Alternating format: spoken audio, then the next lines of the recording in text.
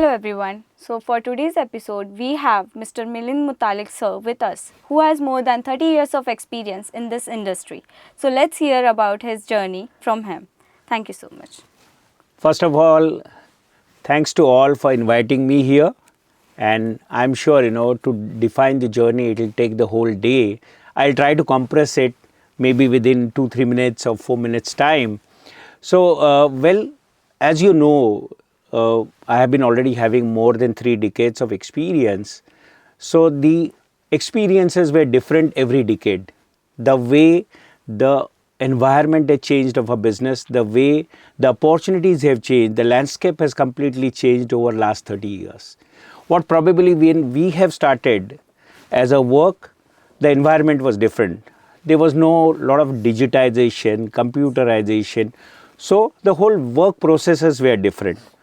Okay, coming from there, what is the learning you have had? You have to have your teams, your people to be taken care in the right manner. You need to ensure that people are able to learn from you. They are able to, kind of drive the things. So anybody who starts a career like me would first have learning at the first aspect where the challenges will be faced and you go on learning a lot of things you wouldn't have done earlier, but you are being put the challenges. And obviously, there's all chance that you will fail. But the environment as to which leader you have, what team you have, makes you to go ahead out of that failures and make it happen for you. So the first company I worked for about 9 years, it was more in terms of, project management or consulting kind of a company. Post that, I came into Pune and I started working with the telecom company. This telecom company where I would say that I've learned about how the decision making happens. A lot of changes, a lot of decision making is something which I've learned of that company. Post which manufacturing company I went to, which was manufacturing water heaters and others, and it was an Italian company where I would rather make a statement which I should have made earlier, that I have been lucky to see that my career graph has been with the organizations which are growing at the rapid pace, or they were starting as a greenfield projects. So the company which was being set up in Chakan in Pune was actually an Italian company which took over some of the Indian brands, and we started laying the brick there. So we've seen factory happening, we've seen our people moving there. We, as a human resource function, we, kind of installing VRS, that is not the term which has been heard these days, which is known as voluntary retirement scheme. So all that was done by us. Again, huge learning. How do you deal with a cross culture? Okay, you have had Italians coming in, how they look at you, how they compare your organization and a people versus rest of their global experiences. From there, then, as I said, I have been lucky. So I went into IT industry, ITES, IT infrastructure services, and ITES was the initial days when the IT was really popular about, and services came in later. So it was a BPO where I've started at the early stage of BPO. Again, I was 57th employee and went on to becoming 1500 people organization. So that journey was something, again, I experienced. Again, this was a company which was from UK. Incidentally, the head of India was a Britisher, and he was the one. Again, we had to work with the folks who are not from our culture, but they understand the things differently. Okay, so worked there. Post that, went to another German company, which was where we established again the offshore delivery center from here. Worked there for 5-6 years. Then moved to that company was acquired. There was a T system which was acquired by Cognizant. So I was part of Cognizant, and there I got a bigger role, okay, of leading the location of Pune, and that was again 10,000 employees, so the more experience. So what I would say, being lucky, then Cognizant, then next company was Synchron, where again we have grown from 1,000 to about 5,500, and so on and so forth. So in short, learnings out of this is you go on picking up the challenges, okay, you will able to grow. Very importantly, you need to have right, left, center, up, the right people around you, right systems around you, right environment around you. Okay, so the learning, first you start as a learner, then you start as a team player, then you start leading. But generally when you lead even a smaller teams, you'll try and understand or do the things which you have understood from your previous leaders. Okay, if you are learning throughout, you will not ever claim that you are a leader, you're controlling so many people. It will go more as a collaboration and synergy. Yeah. Anything more you want to know? Sure sir. जैसे कि आपने अपनी journey बताई, तो ये तो पक्का है कि अभी जो भी ये पॉडकास्ट देखेगा, it will be very valuable for them. And as you said, yes, learning is the first step we need to take. So अभी जितने भी हमारे पॉडकास्ट में क्वेश्चंस है, आई होप वो सब के पास वो वैल्यूएबल इंसाइट्स पहुँचे। So shall we start with the questions? Absolutely. Yeah, sure. So, sir, my first question will be, when you look at your professional journey today, how do you personally define your role? Okay. Like, would you see it as a consulting or a mentoring or a leadership or a natural integration of both of, like, All right. three of them? Okay. See, first of all, today versus what was there 25 years back is a different story. When I'm talking about today, we are in 2026. Okay, I take you 30 years back. Okay, and when you look at 30 years back, when you start your career, the whole of our environment was not talking about mentoring, leadership, coaching. It was happening. The process was happening by itself, and you would see that. How do you see that? Because companies were growing. Okay, again, today the way the challenges or complexities are there versus what were the complexities 30 years back, they will be completely different. So if I talk about, okay, 2026 and 30 years back, okay, were there anybody who was trying to claim to be coach? Probably not. But were they doing coaching? They were doing it. Okay. Would I really be calling my boss as my mentor? Probably not. But I was learning every day, from him or even any other cross-functional leader whom I was impressed with. So in those days, though I would say, a lot of, I would say, westernization of a management didn't come in at that initial period. Over a period of time, we started looking at all that stuff. Okay. So, okay, in those days also were the businesses happening where, multinational companies were setting up here? Yes. Were there people who have foreign, nationals were coming and working out of this place? Yes, they were. But the scenario had changed over a period of time. Okay. And coming to need of the whole thing.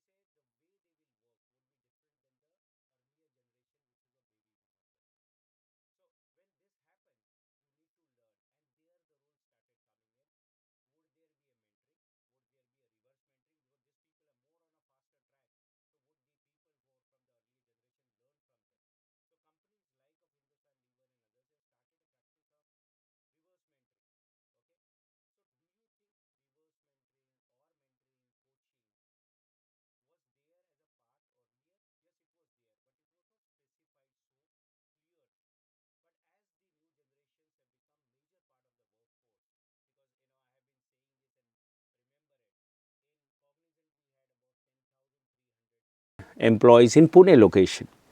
And when we were out once for one of the conferences where the senior leadership was sitting, and we said that, when we put in a chart of what is the manpower we have with us, resources we have, we said 90% of our employees are millennials, rest of them are sitting in this room.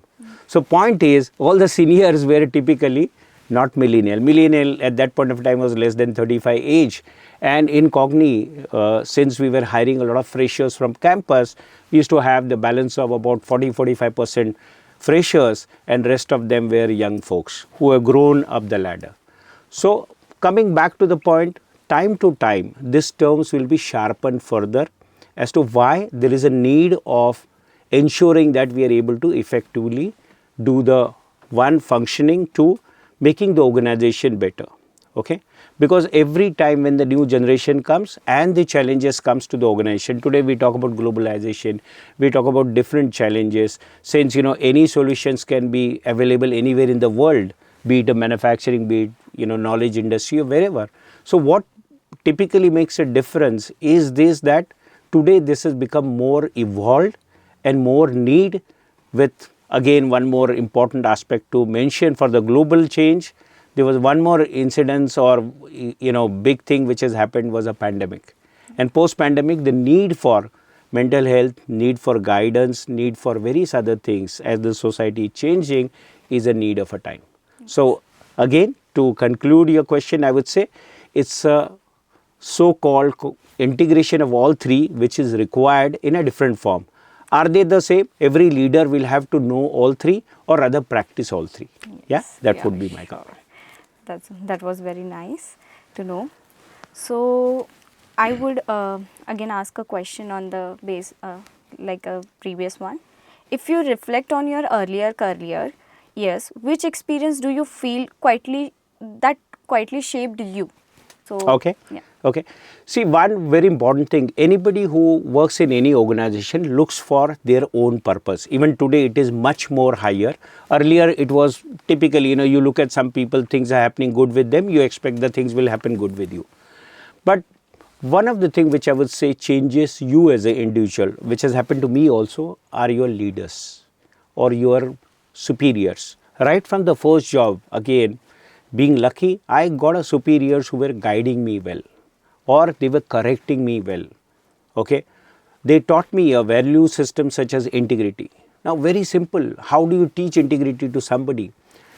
We were standing at one place and he said, from here to particular place, we can go by bus or we can go by cab. Or he said, I can go by bus but claim for the cab. But tomorrow morning, I will not able to see myself well in the mirror, saying that I have done, something which is not right. So integrity principle had come to us right from the beginning, where we have had that interaction and we have had that right leaders who shaped us. Number one is integrity, to hone your own skills. And this is something which I've been saying a mantra. What you know, sharpen it and ensure that you are able to work on it better. So hone your own skill and just don't be generic.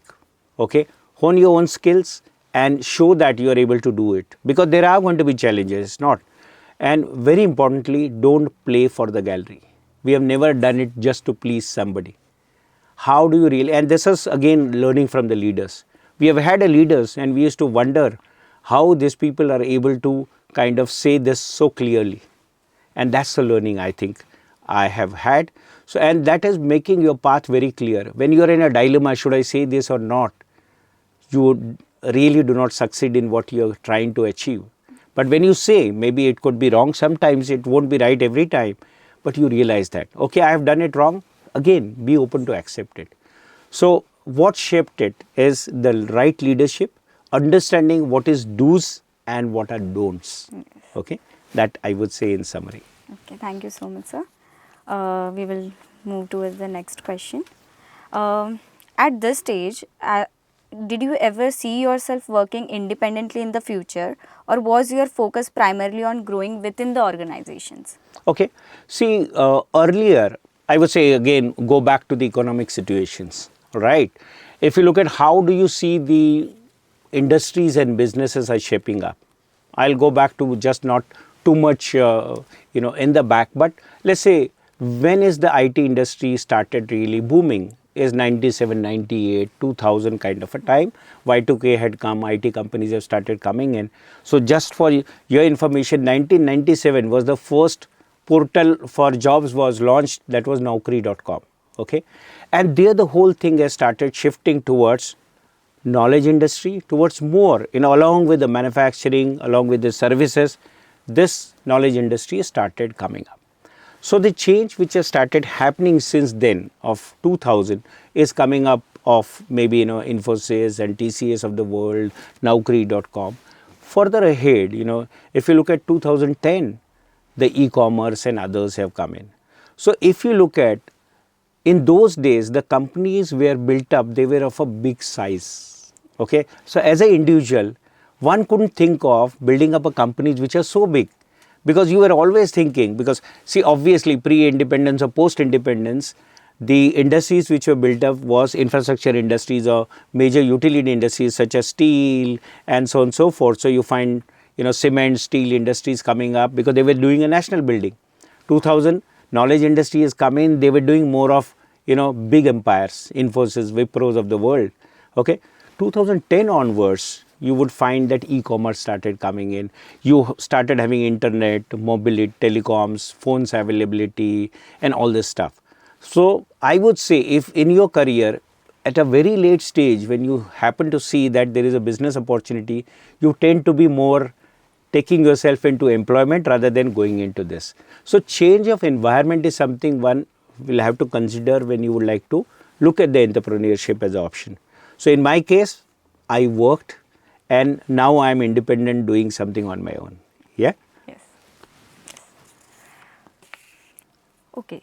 So, sir, at what point did you begin to feel that your experience and judgment could create value independently beyond a single organization? Okay.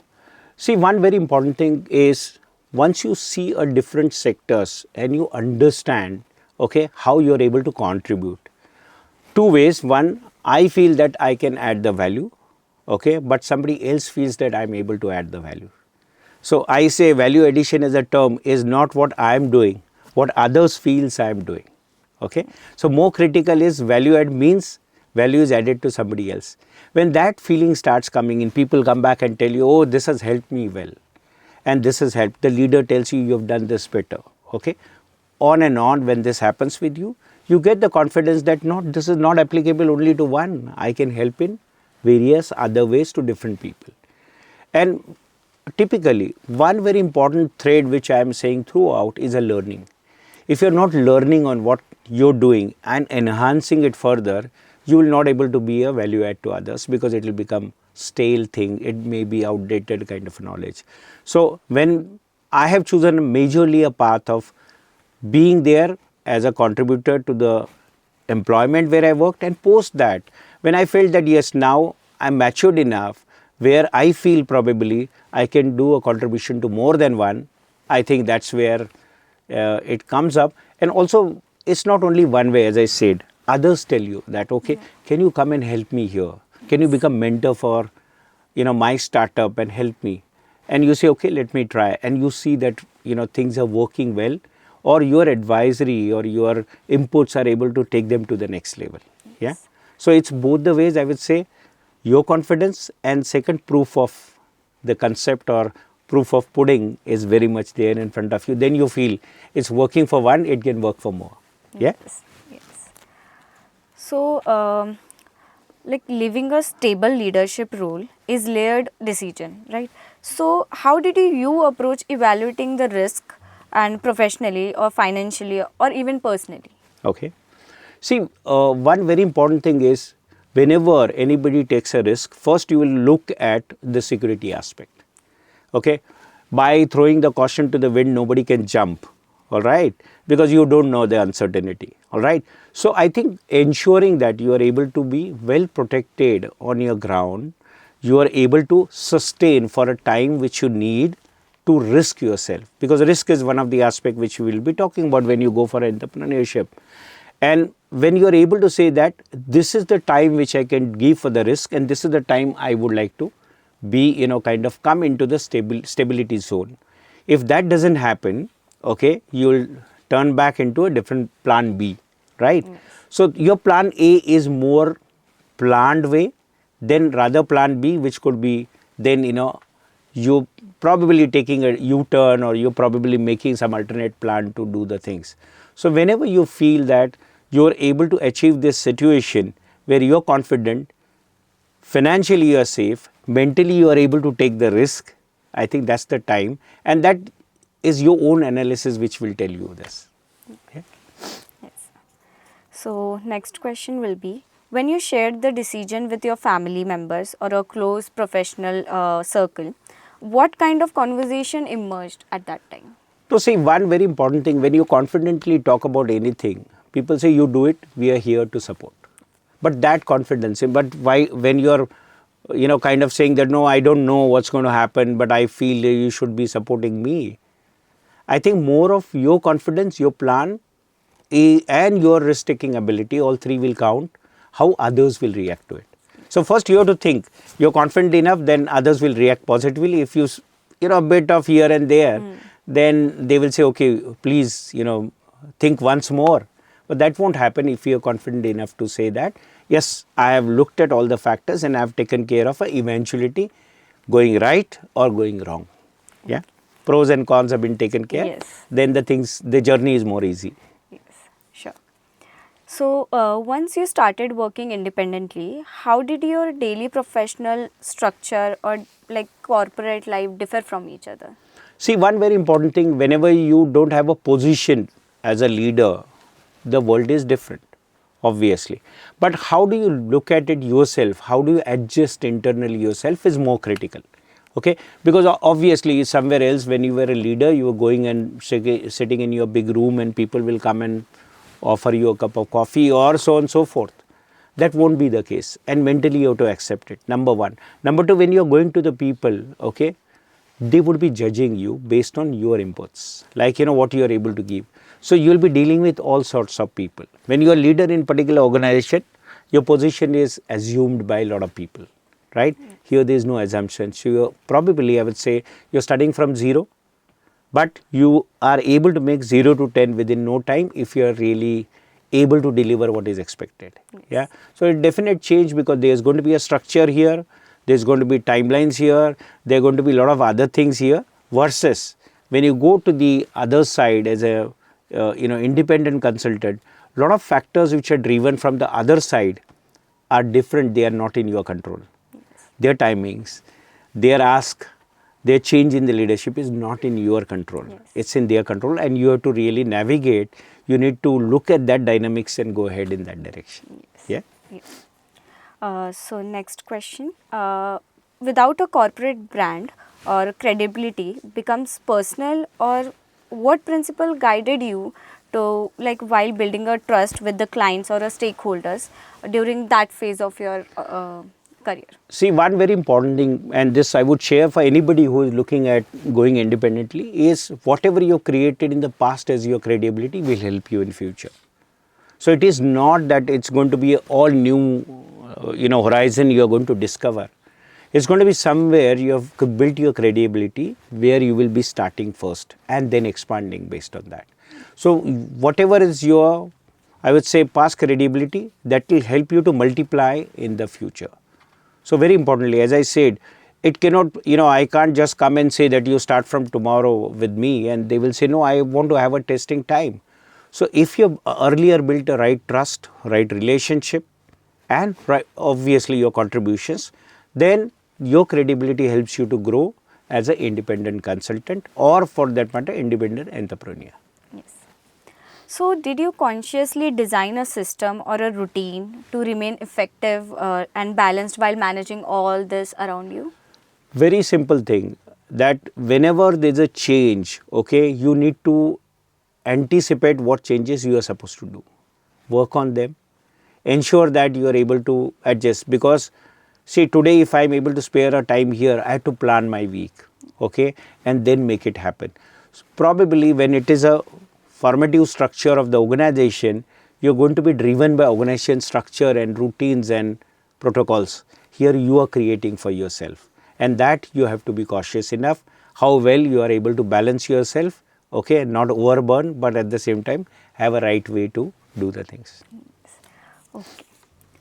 So, which phase of the independent journey challenged you the most, like particularly from the judgment and decision ownership, and while you working with an biggest organization at your early stages? See, one, you're talking about judgment and typically execution. When you talk about judgment and execution, first of all, let me tell you, judgment and executions are two different parts, okay. I would rather give it as an example of, I make a plan to construct a bridge, all right. So that's a plan, it's not an execution. And bridge of transformation, there will be two different, horizons I'm looking at, two different landscapes I'm looking at. Here it's going to be insights, strategy, inputs, working, data, analysis. Over there, it's going to be more of execution, right methods, teamwork, collaboration, right resources, right timings. So these two are different subjects altogether, but both are related to make the success happen. So when you take a judgment, if you have a right plan in the place, you are able to cross over the bridge, you are able to make the transformation. And as I probably say that, it's like a weighing scale. Both needs to be at the equal weightage. If does not have a same weight, you will find execution to be going down. Your planning is too great, but execution didn't happen. Other way around, execution was super, but you have nothing being planned well, so it's failing. So both is very critical, and I would say it's more in a generic way, but at the organization it becomes more critical in any areas. You talk about business plan, you talk about hiring the people, you talk about laying off the people. Everywhere there needs to be both the things to be looked at. What are long-term perspectives which will be there? What are the short-term perspectives? What is that which you're looking at? One of the things when you talk about judgment and the execution, the things which work out the most is trust, transparency, what kind of a communication you are having with your people, how you are able to get them on your side and they also feel the same conviction as you're feeling. So I think there's more than, I would say, talking all these terms. I would say it's again a relationship and a connection which you're able to build will make your judgment and execution come more closer. Yeah. Yes? Yes. So as you spent a significant part of your life in your career in a senior leadership role, so as responsibilities increased, how did your understanding of leadership evolve by that time? Okay. Now, first of all, let's understand, in my way, what does it, like can define as a leadership, or in my way, what is leadership? Leadership is actually ensuring that you're able to do good for all. Yes. If you're able to do that, they will consider again you as a leader, right? So doing good for all has to have a consideration been taken into account of what everybody's need is and what goal you are supposed to achieve. I'm saying in any manner, if you look at, and as we went ahead in the organizations or in the senior leadership roles, it was very important to really have a right communication with the people, understand well of what is needed. So let me give an example. Let's say where I was working with a company directly with the CEO. Now CEO's perspectives you need to understand. Now not necessarily the same perspectives will be there with the people. How do you really convince them or get them to understand it? And that becomes a very important communication aspect. The second thing which I would say is trust. How do you develop a trust in them? Do they feel my team is going to take care of me? If I fail, if I need some help, I'm able to be taken care by my team. So the communication, teamwork, okay, or for that matter, ensuring that you're able to pursue the people, you're able to train the people, you're able to support the people. To me, this is the evolution stages. So looking after their needs. When we say one very important thing, look at your employee or your team member as a complete person. Don't look at that person as somebody who's going to contribute in this area. If you're able to look at them as a complete person, okay, you're able to really have the engagement of theirs with you, right? Now, if you don't, and that's where, in the leadership, one of the things which has been talked about always is task versus people. Are you able to only be driven by your task, or are you able to take care of your people? Both the aspects are very critical. So as you evolve, majorly what you need to look at is your people, okay, your performances from the people, and what is the goal you would like to achieve. Now for all that, you're going to set your processes right? Yes. Processes, systems are going to be important. So, the way the McKinsey 6S model says, your strategy, your systems, your structures are critical, but they are all hard part of it. Your superordinate goal or vision, mission, value of the company is at the center of everything. But many organizations look after 3 S's, and I think that probably is evolution for me in the leadership, is staff, skill and style. The style will tell a culture which you need to build. Okay. Staff, what kind of people you would like to bring in, young, what generation, what combinations, okay, and skills, what kind of skills you would like to bring in. So it's been said that if you are able to really master all these areas, you would be able to drive your things in a much better way. Yeah. Yes, sir. So, as many professionals believe that ownership comes only with entrepreneurships. Okay. So, is it right, or what, like from your experience, can an employee genuinely operate with an other ownership execution part, or someone with a big organization who is Okay. leading Okay. an organization? Now, let me go into the details of ownership. Now, and bring it up in the layman's language. Okay. If you own a bike, if you own iPhone or better phone, okay, you own a house, right, car, bike, whatever. What is that feeling which you get as a owner? Okay, number one, pride of having something with you. Two, it would have probably memories with it. Okay, three, it could be a social status which it could give you. Fourth, you would start taking care of the things which are yours. Okay, then you will start probably looking at, can I be better in this area? Can I have better maintenance done of this particular thing? Can I do much better so I can own something better, right? So you engage with it.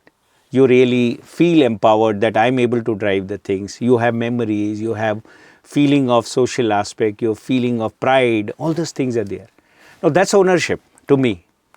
If an employee feels that in the organization, that they are able to feel pride of what they're doing, they feel that they are engaged, they are empowered, they can have social aspect being shared with others. I don't have to hide my company's name to anyone. Okay, then I feel that finally what is in it for me, that's very critical. So ownership is irrespective of organization or entrepreneurship, would have these features into it. So when you are entrepreneur, what you say, this is my office, okay, can I take care of it? Should I spend more or not spend more? Okay, as an employee, the day you start getting this feel, or the environment is created in such a way that you feel empowered. Like many professionals believe that ownership comes only with an entrepreneurship. So, from your experience, can an employee genuinely operate or cooperate with an ownership mindset? All right. Okay. So I would go rather defining ownership in more in the layman's language term. Okay. Example, if an individual owns the telephone, iPhone, okay, bike, car, house, what is the feeling they have? The feeling is very simple. Feeling is first of all pride that I have something. Two is I'm able to identify myself. Somebody says, so and so has iPhone 17, whatever, so that identity comes in, pride comes in. Then I have a memories with it. Okay. Further to that, I feel freedom that I'm able to use it whenever I want, car, bike, my house, and so on and so forth. Further, it also gives me a social status, right? Yes. Going ahead gives me a responsibility also that I need to maintain this particular thing. Okay. I keep on looking for better, right? Now, these are the features of ownership. Now, to make these features happen in organization, what does the employee needs? Employee should feel the same pride. Employee should, feel the same responsibilities, same engagement, same memories, same social status, okay, and same want to do something better than this. Now, entrepreneurship, you have all this coming up to you because you are the ones who assumed the ownership. Are your employees able to assume that ownership, or do you create the environment where your people are able to assume that particular ownership? You need to do that because many people who work with a particular organization don't talk about that organization's name, just say that I work with IT company. Why? Because they're not feeling connected probably to that company. But in my experience, I have seen earlier, in a general setup also, when you sit with some people and ask them as to what organization you work with, they'll spell out the name of the company. And I remember such kind of a case where a lady said, I work with so-and-so company for last 14 years. And I realized in out of 6 or 7, only she said so. So then I asked her a question, why do you say this? She said, you know what, my company gave me a sabbatical twice. And I could really have two children of mine where I got sabbatical for 2.5 years. Right? Now look at this ownership. Ownership comes based on giving something, all right, to the employees and ensuring that employees' needs have been taken care. When you own, you obviously do your own choice. So in organization, you need to have the choices, you need to have that environment. So the answer of the question should be, what is in it for me, should be answered by the organization or even entrepreneurship to create that ownership in the employees. Otherwise, you assume, being an entrepreneur, you assume that this is my responsibility. Yeah. Yes, yes. Okay, so as an HR leader, sir, you often balance business outcomes with human constraints. So, what did the dual responsibility teach you about decision making? It's a very important and critical function or question even, I would say. See, many a times, especially when you talk about today's world, you think, see a lot of layoffs and the demands going up and down, the technology is changing and so on and so forth. Now, how do you really balance a human factor with, kind of needs of business?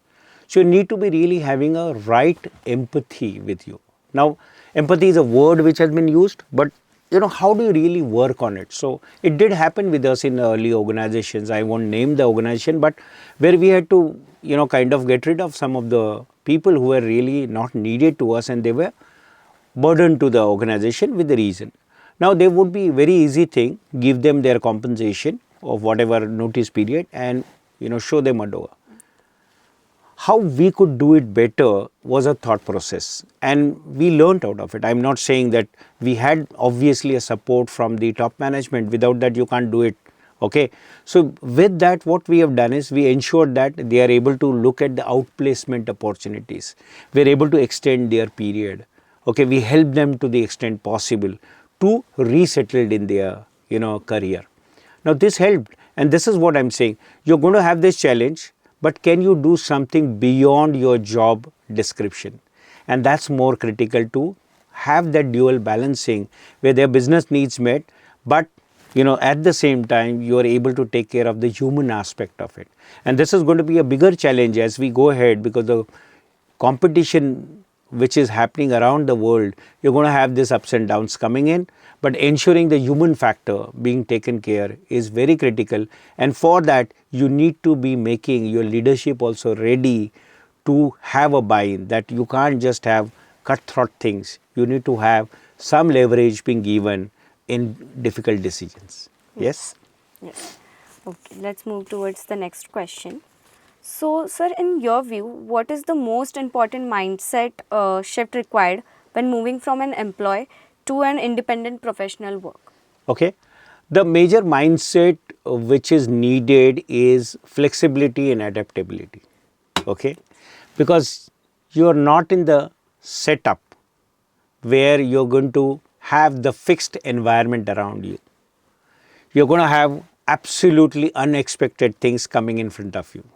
Are you ready to face it? Or be ready, prepare yourself to face it. Number one. Number two, adaptability. You were dealing with a particular kind of people. If you were in the manufacturing, you were dealing with blue collar. You were in the IT setup, you're dealing with all the coders, programmers, architects, and so on and so forth. Okay, when you go to the new setup completely, it could be completely different. Okay, you're dealing with the people who are into a different, business altogether. The sales folks, how do you deal with them is going to be different. So adapting to their needs. See, you would have experience, insights, knowledge, but converting it, as we say, even food items which are being called what is here and somewhere else in the country are too different. So adaptability and flexibility to me is a most critical skill, and you need to also convince yourself in your mindset saying that you are going to be facing the changes every day. So be prepared for that change. Okay, Yeah, sir. most critical. Yeah. So, sir, I would like to add one more point. As like in our generation, in our timeline right now, we are all younger like persons right now in the organization or in the industry we are entering now. So in our mindset, we don't have any experience regarding a flexibility and adaptability right now. Right. So what will be the one best tip you will give to to a person like us, or like the one who are entering this industries soon? Okay. Okay, let me ask you this question. If you're going anywhere for a movie, for a restaurant, for other things, what do you do? I first search like what I want to eat, and then I will search. Absolutely, right. So you do your own analysis. Yeah. You look at the reviews, you check on what is right, what is wrong. How many times the freshers do this for the organization they are going to enter in? First foremost, know which organization you're going to enter into. What do they need? Okay? Because if you're taking a chance, there are chances that you would get out of that organization within very short time or a limited time. So one is typically there is no generic solution. Generic solution is resilience, because that is the problem or that is the challenge for every organization. Being competitive, being agile, being resilient, failure, come back, because uncertainty is high. Globally, there are many things which are changing, are in the mode of change. Economically, we are positive, so we are able to go ahead in a better manner. So given all this, your mindset needs to be first of all positive, of picking up the things which are uncertain, number one. But at the same time, do I try and know what I'm going to face? That will make your life more easy and you will able to adapt. So flexibility and adaptability is not with ignorance. It is with analysis and a proper knowledge or proper study which you have to do. Because which you do. Actually, if you have to go to some movie, you will try and know the reviews first. You will try and see how much distance it takes for me to go. What snacks I'm going to have there. See, you make all this plan. Yes. Do that for your career. Yes. That will help. Yeah. Thank you so much, sir. So next question would be, are there corporate habits that work well within the organization but become limiting when we are having or operating our independently, like organization or entrepreneurship? See, very importantly, organizations, again, when you talk about organizations, there could be a different kinds of organization. Kinds means what I'm trying to say is the categories. Number one, organization which is a startup. The organization which is scaled up organization with a particular size. Okay. Then there's an organization which is multinational. Just think about broadly these three. Everywhere, okay, what you need is a different norms, right? Again, coming to different businesses, the norms which are required would be different. If you are, a part of advertising agency or media company, you'll find the dress code norms would be different as compared to the company which is more primitive company, or a company which is into manufacturing. There would be a dress code to the blue collar. There could be a dress code to a sales team even.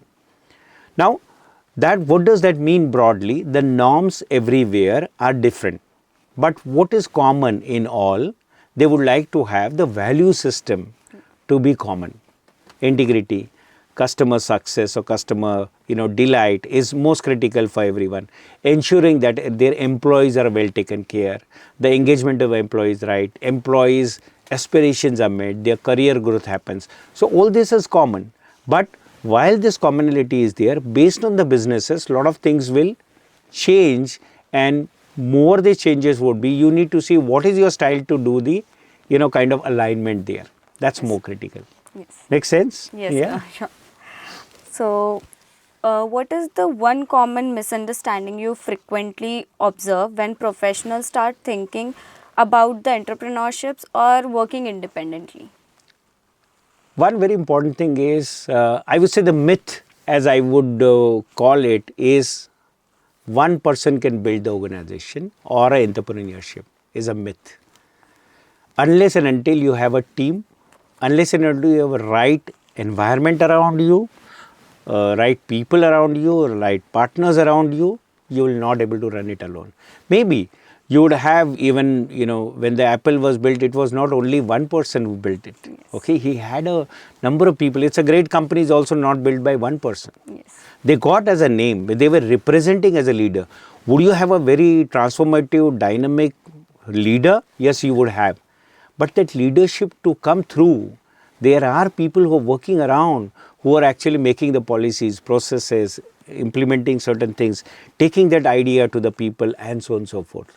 So the myth is one man can build anything is a myth from the perspective of organization or entrepreneurship. Okay. So I would like to add, like if I am a one person who is thinking about opening a business or having my own organization, then I don't have a personal relationship with any other persons, or I don't know how to approach them for the for the idea I have. So how should I know that yes, this is the person I can trust and share the idea with, so I can work with that person? So this is the most critical part right now we all youngers are facing if we are wanting to build something. So Okay. what will be the one? Okay. So one very important question to you is, are you scared that your idea will be stolen by somebody else? Then the trust element is not there. First and foremost, if you have a right, kind of colleagues with you, friends with you, you should be really transparent to share the ideas with them. Number one. Number two, like-minded people, as we call it, I would also want to pursue this idea along with you, would make that, collaboration happen or synergy happen. Because 1 plus 1 to me as a human resource person is not 2. It could be 10, it could be 20, it could be even minus 1.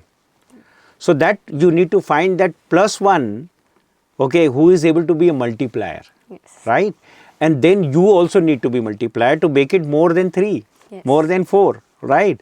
So that's more critical to understand whom can I share with idea. First of all, I need to, if I'm going to be in the journey of entrepreneurship, I should not be scared of risk, shouldn't be scared of, what I'm going to jump into as an uncertainty. I need to be clear on that front.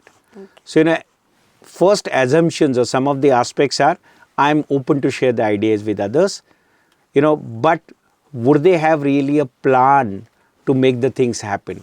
If they are, then I will join them. All right. So that's how I at least, look at it. My perspective would be that. Yes, sir. Thank you so much. Let's move to the next question. So, for the professionals in their 20s or early 30s, what foundational practice would you recommend to building a long-term career? Okay. Now, when you say long-term career, do you mean in the organizations or in the entrepreneurship?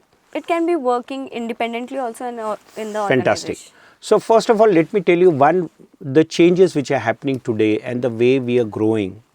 There are opportunities at both the fronts, being a part of the organizations and being, entrepreneur and able to run your own individual aspects. Reason is, I'll just give some numbers here. I love to, read some numbers and kind of discuss them. So if you look at 2014, India's, GDP was $2.3 trillion. What is it in 2026? Is 4.3 plus trillion. We have grown rapidly, and our per capita income, which was 98,000 rupees, has come to 2,33,000 rupees. Now look at this difference. What I'm trying to say is, Indian economy is the 4th largest in the world. Okay. By 2030, next 5 years time or 4 years time, we will be number 3. Okay. Just US and China ahead of us. Right. What does that mean? The opportunities, our growth rate is much higher as compared to the world. 6 to 7% GDP growth. Okay.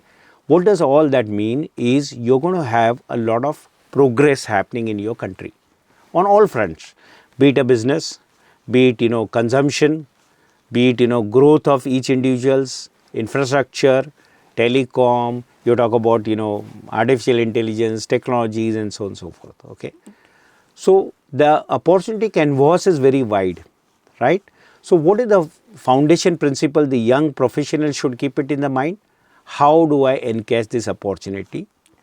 And if I wait that something will fall in my hand, it won't. It's your efforts of jumping and pulling the things, where there are going to be a competition, because we are one of the second largest populated country, And as it has been said, by 2030, 21% of the world's workforce will be in India. So just imagine, very recently I was hearing a podcast where it was said that 54% of Indian graduates, be it art, commerce, engineering graduates and MBAs are employable. But that means 1 out of 2 are employable. But that 1 out of 2 also is a huge number with us. So there are opportunities, but you need to be preparing for that opportunity. Again, what you need to know is, what do you want really? Okay? Yes. What do you want to do? Don't do anything because your colleagues are doing, your group is doing. Group think you need to leave. That would be my, suggestion. Second, I would say, know yourself. What do you really want? Where do you really want to put your all the efforts in particular direction, where your passion is? Okay? Then the opportunities are there in both the sides. Again, do not copy anyone. All the failures which has happened in the startup are copy paste models which has failed. Okay? Wherever it has failed is not looking at the profits. It has failed. So be conscious about numbers. When all the youngsters needs to be today conscious about economic aspect, numbers, because everybody today, if you're doing a business or in the organization, you need to know numbers, you need to know analytics, right? Yes. That would be my take. Yes, thank you so much, sir.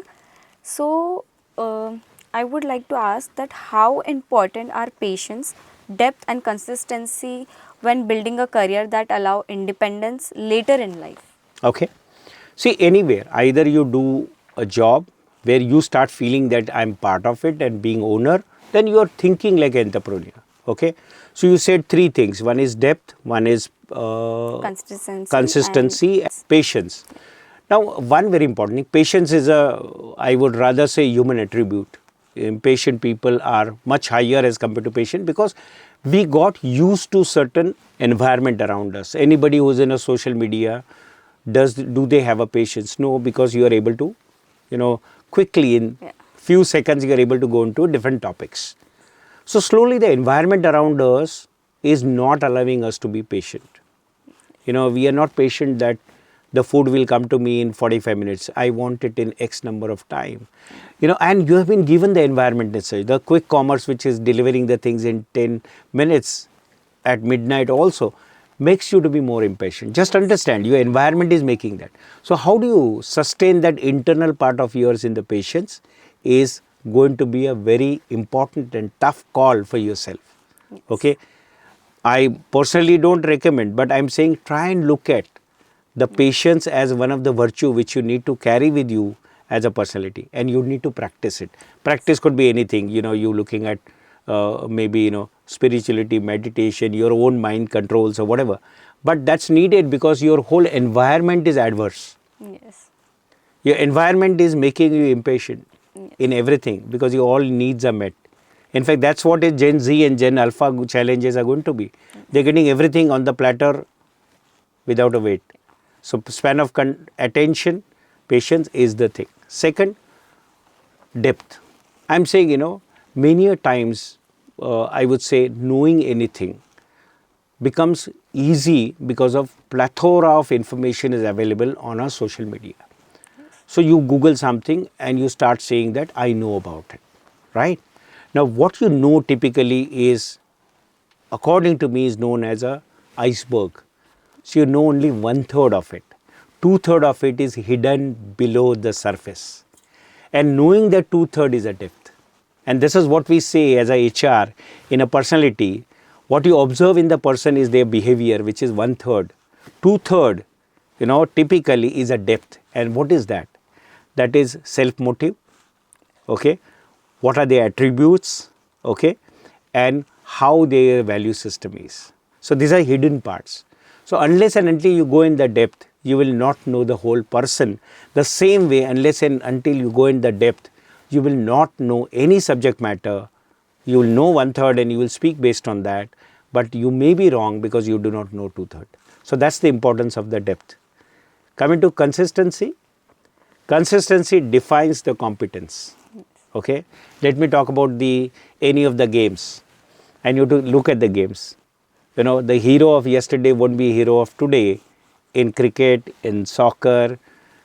Why? Because they were not consistent. Whatever is the reason. But this is how brutal the world is. Okay. Do we hear now in 2020 team Shubman Gill is not there, or some of the people are not there with the reason they were not consistent. So consistency has a huge importance in today's world because there are a number of options available. If you are not there, somebody else will do it for you.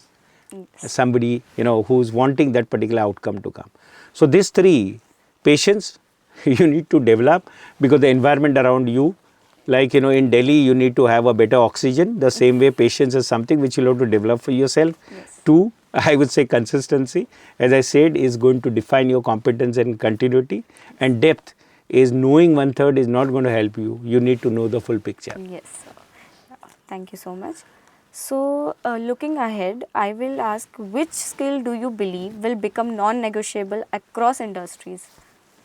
Active listening. Yeah. It came to my mind, Jen.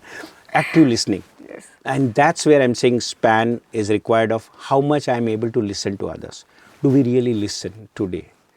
When you say active listening, you go to anyone, you hear only the first part and you conclude. Yes. This is not going to work, or this is going to work, and then you realize it's not. Active listening will really make you to do. And see, rest of the skills are available. There are more, I would say rather, many skills which are inside out are the needs of tomorrow rather than outside in. Yes. A lot of outside in skills are available. Inside out is patience. Inside out is active listening. You have to make yourself habituated to active listening. Okay? So, to me, that makes very important. Yes. Thank you so much, sir. I would like to ask one more question. You talked about generations and generations right now. So when our generation is more about they focus on mental peace and mental stability while working in any environment. So while changing our own profession or start very early stages, we have very less people have the experience in organizations or further things. But when we change our path, the first thing is when someone fails, the first thing in our mind comes is how it is going to be happen now. I have left this and that. So what is the major factor? How should we keep it in our mind that yes, failure will be there, but how will we succeed in that? See, one very important thing is, and that's what you're talking about today, every businesses, every organization, every individual leaders are practicing is resilience. Yes. Resilience is typically falling and bouncing back. Okay. Now, see, everyone, whoever goes through the experience, and this is where what is required is a lot of mental strength. Now, tell me how much mental strength you develop yourself, or how do you measure your mental strength? There's no opportunity for you to anytime, measure your mental health or mental, I would say, strength rather. Okay. If you're mentally strong, you will able to bounce back. If you're mentally weak, and where all this comes from, how do I make my decisions? How do I make my judgments? How do I make certain, decisions? That all will define my strength. Now let me say that you have two paths to take or two options to take. One is very easy, one is little difficult. If you're always preferring very easy, then obviously when difficult comes in, you're not going to face it. Yes. How many times you're picking up a difficult path, mentally you're challenging yourself and you are able to be ready for the resilience. Yes. But if you're always saying, no, it's easy, let me take it up. Today, I was certainly having an issue to come here, okay, because the Uber Ola is not there. Yes. I made a manage. Somewhere I, used that uncertainty to my favor, I came in here, okay. Yes. So, how many times you are ready to take the tough path while you are a student, while you are learning, while you are fresher, rather than the easy path will decide whether you will be resilient or you may be able to not able to go back, bounce back when a lot of, little or bigger failure comes to you. Yes. Okay, thank you so much. That was a really helpful insight for me also. So now my favorite part will be rapid fire. Sure. So First is stability or autonomy. I would rather say autonomy, because if I have to make something happen, people should feel free in what they are doing, and then they will realize what is the importance of stability. So if I give somebody autonomy, within this room I say go and touch everything, right? Probably they'll realize the mistakes which they are doing. Anybody pointing out a mistake, okay, versus I realizing a mistake are two different journeys, right? And the minute autonomy comes in, your realization is much higher, and the end result would be stability. Yes. Okay. Depth or speed? All right. To me, depth makes more sense. And when I'm talking about depth, today's the way of depth had changed. So we, call even in terms of leadership, in terms of skills, we say you need to have T leaders. So T means what? Depth and width both. Now this is further enhanced, saying depth and width not in one. So it is changed to M. More than one domain, you need to be expert, because then you would have a value, right? So speed will come if you have a depth. If you have only speed, the depth is difficult to have, because you never have got that time to stay and go into a more details. Yeah. Okay, sir. Experience or experimentation? Experience always. Reason is that it's a subpart. If I would go through the experience, I'll able to do experimentation. Even I decide that I want to experiment something, I'll have to experience it. So being open to the experience would count for me much more important, and that opens up more possibilities for me. Okay. So one leadership quality you want others to practice continuously? Oh, continuous learning is very important, because today the way the world is changing, we have been hearing about artificial intelligence is going to take away the job. Knowing details, knowing real things is very, very important. Many a time, if you do not have a continuous learning, okay, now obviously there's a lot to learn, and you will say, how do I make my time available to learn so many things? There you prioritize what is important for you. What's important for the career versus, what new movie has come versus what new, kind of gossips which are happening around on the social media. So you need to prioritize your things. But learning continuously, okay, for the future is very critical skill for anybody at any age, be it practicing, entrepreneur, as well as I would say the employee or a leader for that matter. Yes. Okay. So one entrepreneurship myth you strongly disagree with? Okay. Now, I think probably we have talked about it, but let me repeat, okay. Myth point of view is one man cannot make everything happen.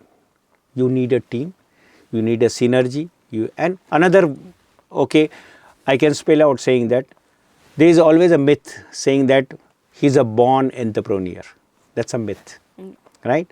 Nobody is a born entrepreneur, okay? Nobody is a born leader. They are being made over a period of time. Because if you do not get that kind of environment, and here I'll give you, bit away from the topic, but that's very important to, kind of answer here. If there is, I always talk about ABC. One is being aware what's happening around you, okay?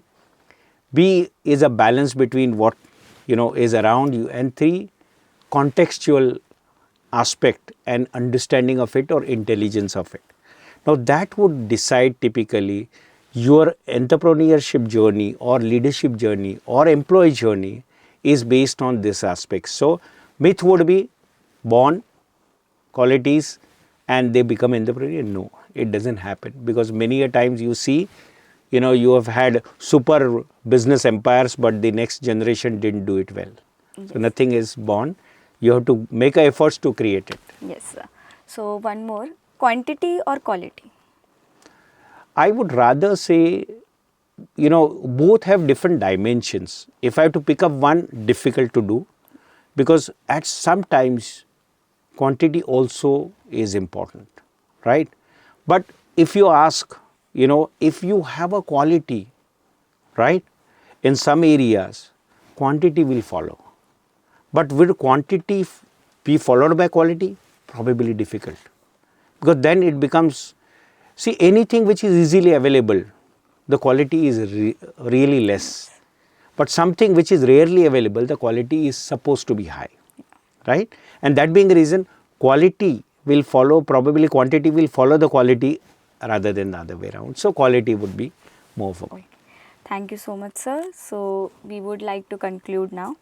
So any other tips or thing you want to say to our new generation and early people who are entering this industry? All right.